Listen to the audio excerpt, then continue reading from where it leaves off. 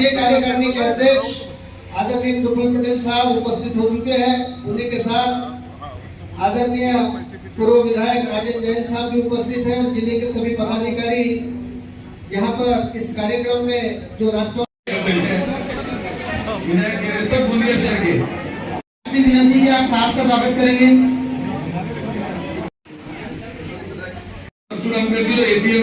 निवेदन है कि आप आदरणीय खासदार प्रफुल्ल पटेल साहब का स्वागत करें।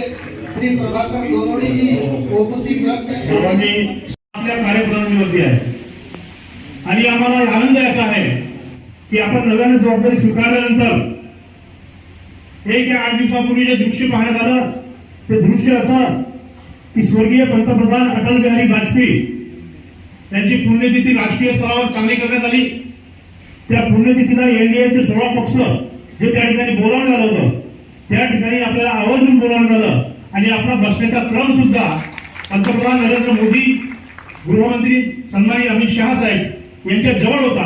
म्हणून आपली उंची दिवसेंदिवस वाढत आहे याचा स्वाभिमान गोंदिया जिल्ह्यातील राष्ट्रवादी काँग्रेसच्या कार्यकर्त्यांना आहे आणि त्यामुळे आम्ही सर्व आपले अभिनंदन आभार व्यक्त करतो आहोत।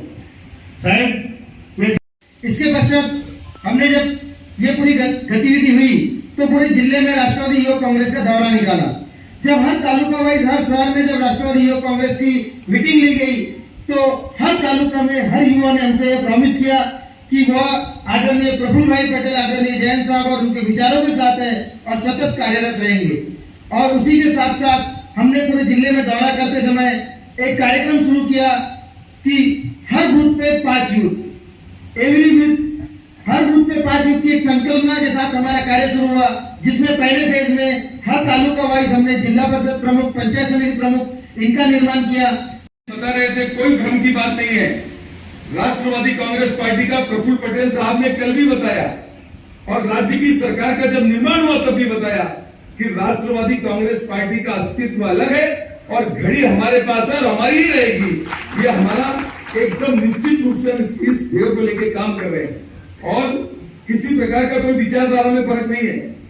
आज ये जो सरकार में आज गोंदिया और भंडारा जिले के लिए गौरव की बात नहीं है, आज गोंदिया और भंडारा जिले के लिए एक ताकत की बात नहीं है।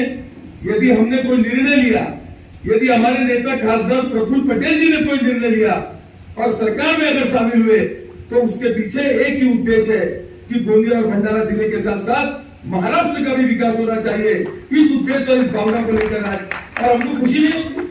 अभी गंगाधर जी परशुराम ने क्रम की बात बता रहे थे। गोंदिया और भंडारा जिले के राजनीति में और इस महाराष्ट्र की राजनीति में जब भी कोई फेरबदल आता है या इस देश की राजनीति में कोई हलचल आती है तो प्रफुल्ल पटेल एक ऐसा नाम रहता है जो पूरे देश में चर्चित रहता है और ये हमारे लिए गौरव की बात है कि वो हमारे गोंदिया और भंडारा जिले के नेता है। आज हम कई लोग रोज चर्चा करते हैं, सभी पत्रकार बंधु भी रोज पत्रकार हमारे से पूछते हैं कि गोंदिया से हवाई जहाज चालू होगा कि नहीं। हमारा उद्देश्य एक है, प्रफुल्ल पटेल जी एक ही उद्देश्य के लिए काम करते हैं, चाहे हवाई सेवा का विस्तार हो। अभी कई लोग बोलते थे पहले कि प्रफुल्ल भाई ने अपने लिए हवाई अड्डा बनाया, लेकिन अब चाहते हैं कि हवाई अड्डा और हवाई जहाज शुरू होना चाहिए। तो मैं भी आपको विश्वास के साथ एक बात बताना चाहता हूं कि गोंदिया और भंडारा जिले के विकास के लिए जिस चीज की भी आवश्यकता पड़ेगी तो केंद्र और राज्य सरकार में यदि प्रफुल्ल पटेल ने शब्द रखा तो उसको काटने वाला कोई व्यक्तित्व नहीं है। ये बात निश्चित है और गोंदिया से भी उड़ान व्यवस्थित रूप से चालू होने वाली है, उसका प्रयत्न चालू हो गया और इंडिया की बहुत बड़ी कंपनी चालू करेगी, ये भी मैं आपको विश्वास दिलाता हूँ। चाहे रेल के क्षेत्र में हो, चाहे उद्योग के क्षेत्र में हो। आज अदानी आया तो हजारों लोगों को काम मिला, उसकी चर्चा होनी चाहिए, उसकी बात करनी चाहिए।